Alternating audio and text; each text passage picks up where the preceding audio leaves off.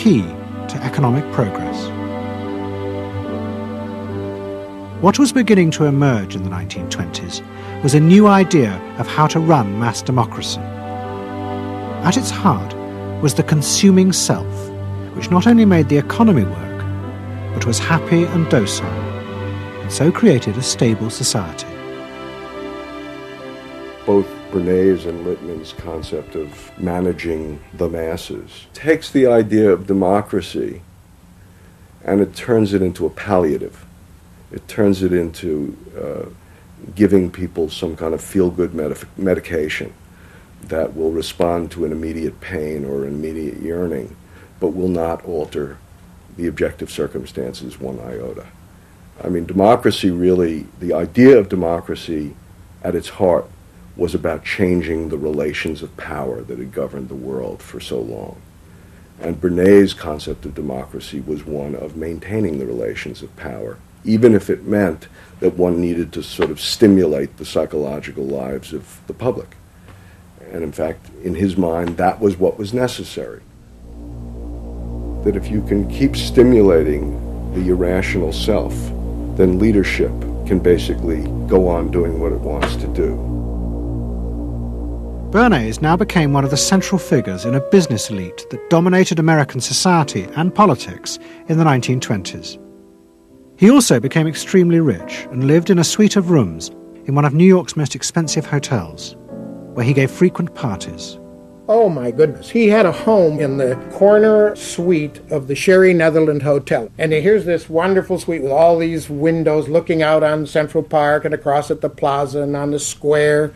And he would use this place to hold a soiree.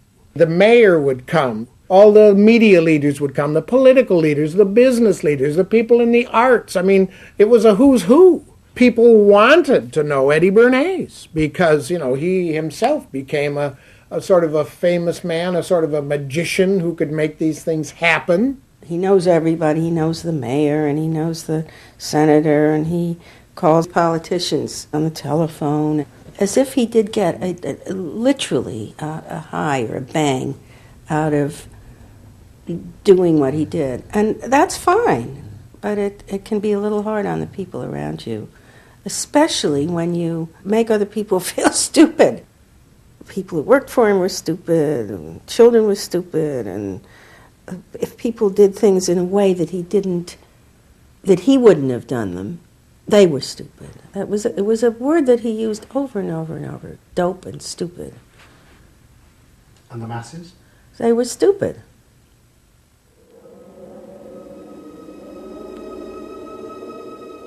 But Bernays' power was about to be destroyed dramatically, and by a type of human irrationality he could do nothing to control. At the end of October 1929, Bernays organised a huge national event to celebrate the 50th anniversary of the invention of the light bulb. President Hoover, the leaders of major corporations, and bankers like John D. Rockefeller were all summoned by Bernays to celebrate the power of American business. But even as they gathered, news came through that shares on the New York Stock Exchange were beginning to fall catastrophically. Throughout the 1920s, speculators had borrowed billions of dollars. The banks had promoted the idea that this was a new era where market crashes were a thing of the past. But they were wrong. What was about to happen was the biggest stock market crash in history.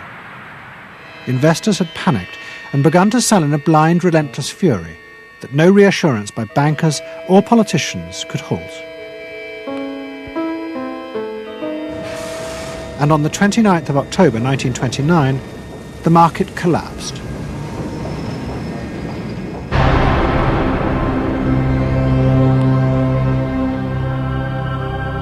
The effect of the crash on the American economy was disastrous. Faced with recession and unemployment, millions of American workers stopped buying goods they didn't need. The consumer boom that Bernays had done so much to engineer disappeared, and he and the profession of public relations fell from favour.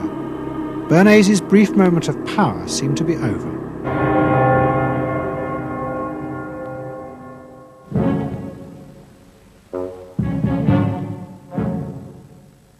The The effect of the Wall Street crash on Europe was also catastrophic. It intensified the growing economic and political crisis in the new democracies.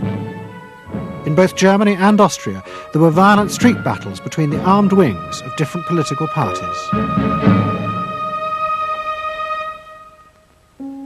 Against this backdrop, Freud, who was suffering from cancer of the jaw, retreated yet again to the Alps. He wrote a book called Civilization and Its Discontents. It was a powerful attack on the idea that civilization was an expression of human progress. Instead, Freud argued, civilization had actually been constructed to control the dangerous animal forces inside human beings. What was implicit in Freud's argument was that the ideal of individual freedom, which was at the heart of democracy, was impossible. Human beings could never be allowed to truly express themselves because it was too dangerous. They must always be controlled and would thus always be discontent.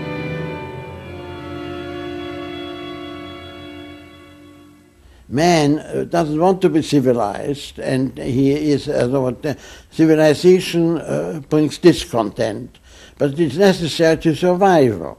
Otherwise he couldn't survive. So he must be discontent, because this would be the only way to keep him within limits. But what did Freud think about the idea of the equality of man? He didn't believe in it. We had 32 parties, and Hitler said, before those parties don't vanish, there is no Germany. That's true. You can't have 32 parties, and so they felt this one person will put an end to this comedy. Freud was not alone in his pessimism. Politicians like Adolf Hitler emerged from a growing despair in the 1920s about democracy. The Nazis were convinced that democracy was dangerous because it unleashed a selfish individualism, but didn't have the means to control it. Hitler's party, the National Socialists, stood in elections, promising in their propaganda that they would abandon democracy because of the chaos and unemployment it led to. Die Parteien versprachen den Himmel auf Erden.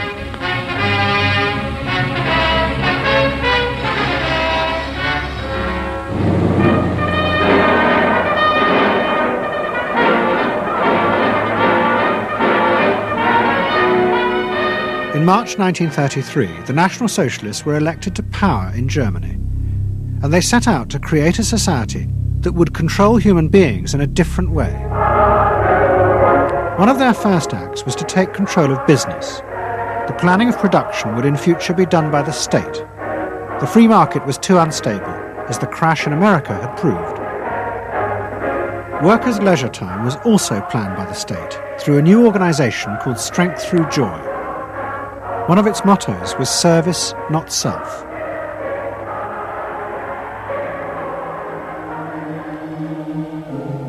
But the Nazis did not see this as a return to an old form of autocratic control. It was a new alternative to democracy, in which the feelings and the desires of the masses would still be central, but they would be channeled in such a way as to bind the nation together. The chief exponent of this was Joseph Goebbels, the Minister of Propaganda. Es mag gut sein, Macht zu besitzen, die auf Gewehren ruht. Besser aber und beglückender ist es, das Herz eines Volkes zu gewinnen und es auch zu behalten. Goebbels organised huge rallies whose function, he said, was to forge the mind of the nation into a unity of thinking, feeling and desire. One of his inspirations, he told an American journalist, was the writings of Freud's nephew, Edward Bernays. In his work on crowd psychology, Freud had described how the frightening irrationality inside human beings could emerge in such groups. The deep, what he called libidinal forces of desire, are given up to the leader, while the aggressive instincts are unleashed on those outside the group. Freud wrote this as a warning. But the Nazis were deliberately encouraging these forces because they believed they could master and control them.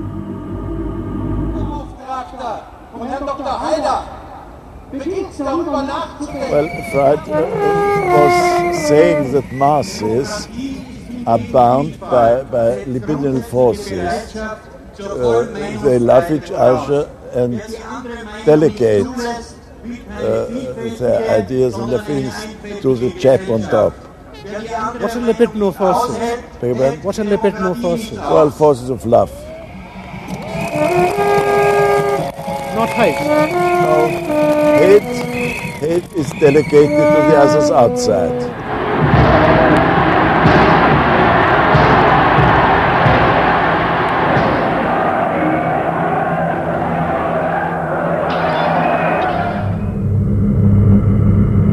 It's the mob.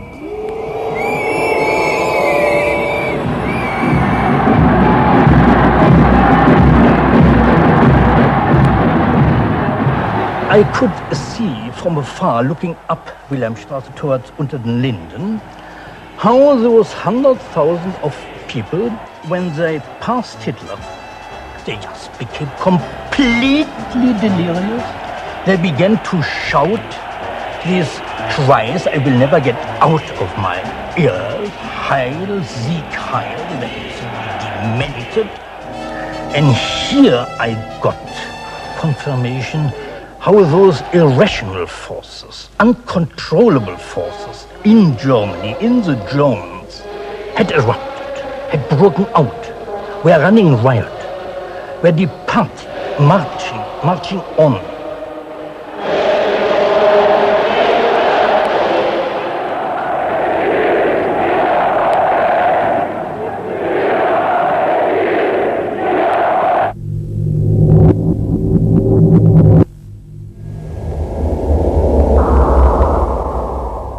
And in America too, democracy was under threat from the force of the angry mob. The effect of the stock market crash had been disastrous. There was growing violence as an angry population took out their frustration on the corporations who were seen to have caused this disaster. Then, in 1932, a new president was elected who was also going to use the power of the state to control the free market. But his aim was not to destroy democracy, but to strengthen it. And to do this, he was going to develop a new way of dealing with the masses. I am prepared, under my constitutional duty, to recommend the measures that a stricken nation in the midst of a stricken world may require. But in the event that the national emergency is still critical, I shall not evade the clear course of duty that will then confront me. I shall ask the Congress for the one remaining instrument to meet the crisis: broad executive power.